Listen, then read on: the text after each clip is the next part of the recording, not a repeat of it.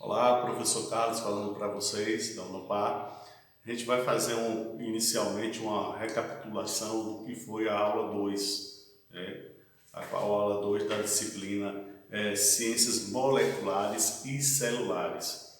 Na aula 2 a gente falo muito, sobre a importância da água, o que é a água para o nosso corpo. A gente tem que lembrar a água é o mais crítico e importante elemento para a vida humana. Que o nosso corpo ele compõe de 60 a 70% do nosso peso corporal. A água ela regula a nossa temperatura interna do nosso corpo e é essencial para todas as funções orgânicas. Em média, no nosso organismo, a gente precisa em torno de 4 litros de água por dia. Alguns especialistas até já estão mudando isso, diz que é em torno de 6 litros por dia. A água também é usada para diversas atividades, diversas circunstâncias ela é utilizada, mas uma das principais utilizações da água é para a preparação de comidas, tá? Isso é da grande importância da água. A água tem como sua fórmula H2O, aquele H2O, que é o quê? 2 átomos de hidrogênio e um átomo de oxigênio. Por isso que é o H2 baixinho e o O. É a fórmula da água. Qual a importância da água na vida do ser humano? O que é que vocês acham disso? Qual é a importância? Tá? Mais de 70% do corpo humano é composto de água. Ela ajuda a hidratar, a levar os nutrientes como, que é um dos principais, oxigênio e sais minerais até as células, além de expulsar substâncias tóxicas do nosso corpo por meio do suor e da urina. Quando a gente tem algum probleminha, que a gente começa a transpirar muito, isso são algumas substâncias que a gente está eliminando, né? A gente está eliminando essas substâncias por meio da água, né? Da água, os poros começam a transpirarem. E novamente, o que a gente tem que lembrar sempre que a gente sempre tem que estar ingerindo água, em torno de 4 a 6 litros por dia. O que é a água bioquimicamente? A água é uma substância formada, como eu já falei, por 2 átomos de hidrogênio e um átomo de oxigênio, H2O. Esses 2 elementos eles se unem graças a ligações chamadas de covalentes ou moleculares. Essas ligações elas têm esses nomes, covalentes ou moleculares, que são caracterizadas pelo compartilhamento de elétrons. Esses elétrons vão estar presentes na última camada eletrônica, a qual para adquirirem estabilidade, tá? A água ela é fundamental para o transporte de substâncias, como nós já vimos, o oxigênio, os nutrientes e sais minerais, pois faz parte da composição do plasma sanguíneo, além de levar nutrientes para a célula. A água proporciona a eliminação de substâncias para fora do corpo, como nós já falamos anteriormente. É através da água que nos proporciona isso. Aí a gente sempre tem uma palavrinha que a gente sempre usa e fala assim, pH. O que é pH? pH é uma escala, existe uma escala, a qual o pH é a escala de medição, é uma medida, do grau de acidez ou alcalinidade da água. Ela tem no centro dela 7, pH neutro, e assim, os valores acima de 7 ou até 14 indicam aumento do grau de alcalinidade e abaixo de 7 o aumento do grau de acidez do meio. Já alguns metais em pH menor a 4 apresentam maior toxicidade. Então, basta vocês saberem, ter consciência que quando o pH quando a gente faz, é uma escala que existe, a qual faz essa medição da água, se a água está boa para o consumo, se a água está boa, se a água está potável, e é feito nessa escala. Existe uma medida, o qual vocês podem pesquisar e vocês vão ver, né, e saber como é essa medida em relação ao pH da água. A gente tem um exemplo da piscina, quando a gente, geralmente as pessoas colocam cloro, o sódio, né, a barrilha, e aí é feita essa medição de pH da água, que ela tem que estar estabilizada, né, ela tem que estar apropriada para o consumo, para o uso do ser humano. Tá? Bem, a água, como nós já falamos, ela é de grande importância para o corpo humano, mas tem outras coisas também, tá? Temos outros elementos importantes, e um dos principais é os aminoácidos. E o que são aminoácidos, professor? Os aminoácidos são moléculas muito pequenas que contêm carbono, oxigênio e nitrogênio. Esses são os aminoácidos, tá? Além dos aminoácidos, tem uma palavrinha que a gente até nos produtos que a gente consome diariamente, vai estar lá nos rótulos, né? As proteínas.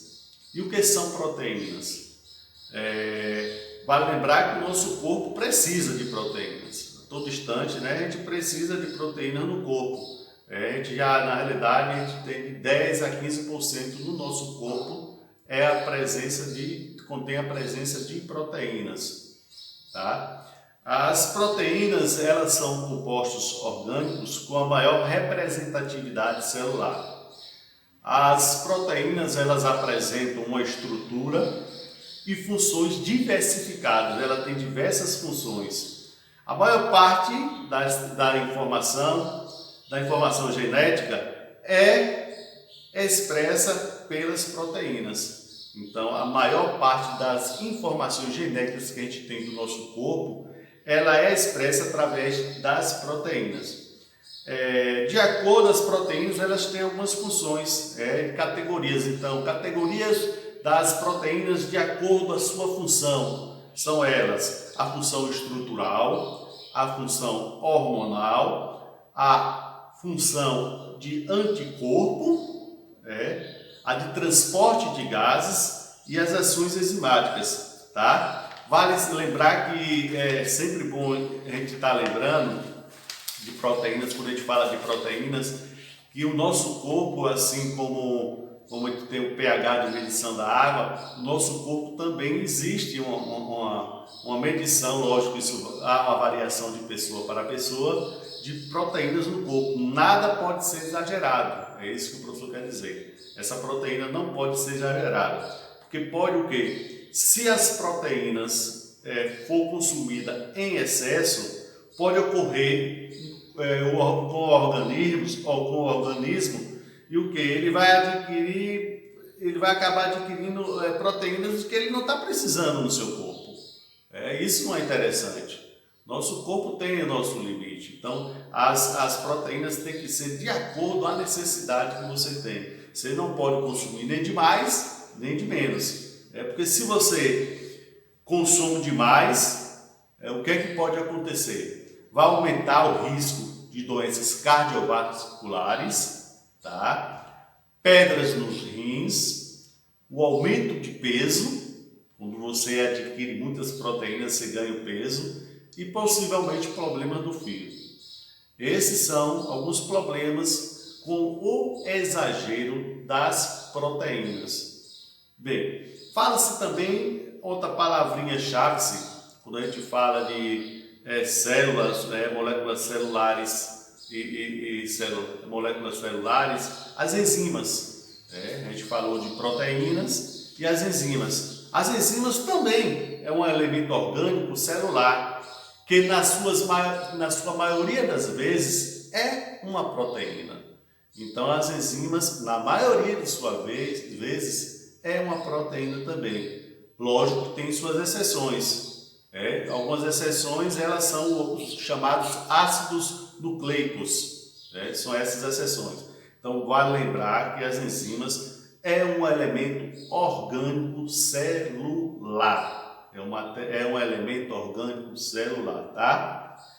Das enzimas, das proteínas, a gente acaba chegando até as vitaminas, micromoléculas orgânicas biologicamente ativas. Ela é composta por 3 moléculas diferentes, né, que participam de muitos processos metabólicos da vida, vitais. Há 2 situações. A falta é responsável por muitas patologias, né? Ou seja, a falta de vitaminas no corpo humano pode nos causar muitas doenças.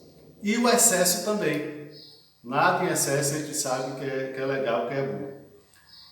Importante é a vitamina, né? Ela é importante para o corpo humano, ela tem diversas funções, né? E a gente vai citar algumas funções da vitamina no corpo humano, que acelera as reações enzimáticas, elas são antioxidantes e também na formação de hormônios elas ajudam, as vitaminas ajudam.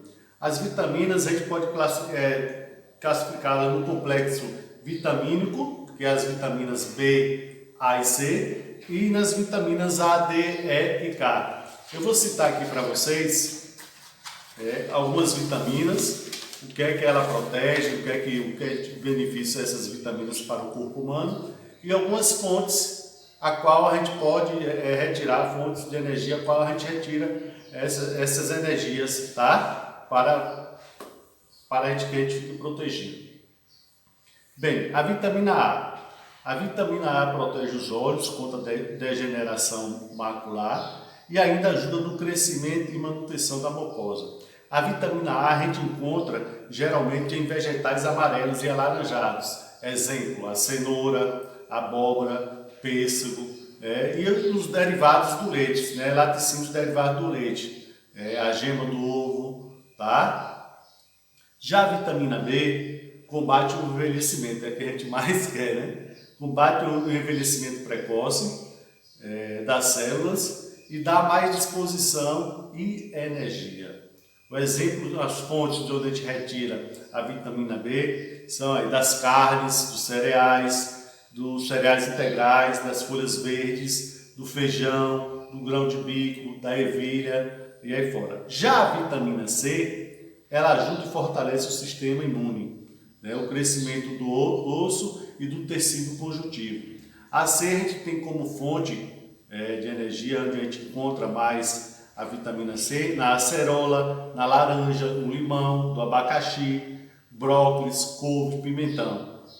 Já a vitamina D favorece a absorção de fósforo e cálcio, fortalecendo os dentes e ossos, tá? E a gente encontra onde a vitamina D? No salmão, geralmente nos peixes, salmão, atum, na sardinha, na gema do ovo também a gente encontra a vitamina D. A vitamina E é necessária para a formação de hormônios das pessoas e ela é encontrada no amendoim, amêndoas, no azeite de oliva, né? Essas são as fontes onde a gente se encontra a vitamina E, onde a gente encontra a vitamina E. E a vitamina K, ela ajuda no processo de calcificação dos ossos e na coagulação do sangue. Ela a gente encontra no alface, repolho, espinafre, no leite, no fígado, tá?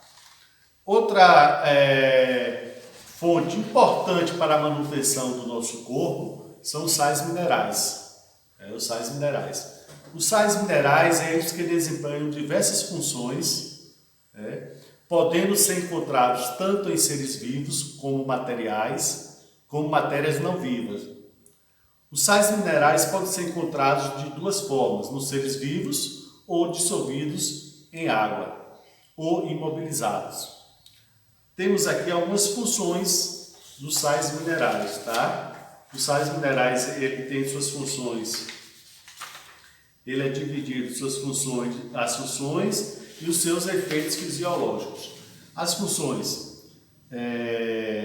dos sais minerais, na formação de alguns tecidos orgânicos, ossos, nos dentes, nos músculos, regulamentação do balanço hídrico, ácido-base e na pressão osmótica, atuação do sistema imunológico e antioxidante. Já os efeitos fisiológicos, eles vão atuar na contração muscular, no transporte de oxigênio, na condução do impulso nervoso, no equilíbrio do pH sanguíneo, na coagulação sanguínea também, tá bem? E assim, além dessa, por isso que ele é de muita importância para a manutenção do corpo humano. Mas tem outras coisas, né? Tem outras coisas de muita importância também, como os carboidratos. E o que é carboidrato? O carboidrato é o que vai fornecer energia para o nosso corpo. Os carboidratos, eles são biomoléculas, e ele é formado pelos cereais e grãos. Quem são os cereais e grãos? O arroz, o milho, o centeio, a cevada, né? A gente vê muita cevada, a gente só pensa na cerveja, né, que contém a cevada. E também outras coisas, são considerados carboidratos. A gente tem como pão, macarrão, bolos, massas para tortas, biscoitos e bolachas. Bem, aí tem outra forma que fornece energia para o nosso corpo, os lipídios, né? Que são a segunda maior reserva de energia do organismo. Tá? A gente falou dos carboidratos e agora falando de lipídios, que é a segunda maior reserva de energia do organismo. E eles podem ser adquiridos através de duas fontes, os lipídios, dos alimentos ingeridos e da reserva orgânica que o nosso corpo possui. São as únicas duas formas a qual a gente pode fornecer a energia ao corpo, os lipídios. Tem uma outra parte que no final aí fala-se de esclerose múltipla. Né? É muito interessante, inclusive eu tenho um filme para indicar para vocês, logo no finalzinho eu vou indicar um filme sobre esclerose múltipla. E o que é esclerose múltipla? Na realidade, ela é uma doença autoimune que afeta o cérebro e a medula espinhal. Ela acelera também a velocidade da condução do impulso nervoso.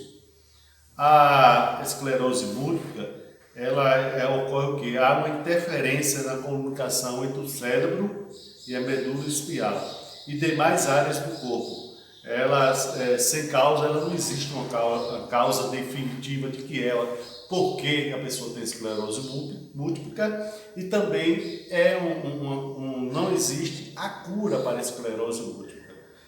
Inclusive, como eu falei a vocês, vou passar um filme, indicação de um filme, 100 metros, no qual ele conta a história de um publicitário que vivia sua vida normal, tranquilamente, e ele começa a perceber, sentir dificuldades dos movimentos, que inicia-se pela mão, o braço, e assim vai, e é uma luta diária, né? Que ele acaba perdendo os movimentos do corpo, braços, pernas, boca, mas ele persiste e é uma luta tremenda para que ele consiga permanecer vivo e fazer os movimentos, tanto que ele participa no final do filme de uma prova de Ironman, tá? Essa é a indicação desse filme para vocês. Vamos continuar agora.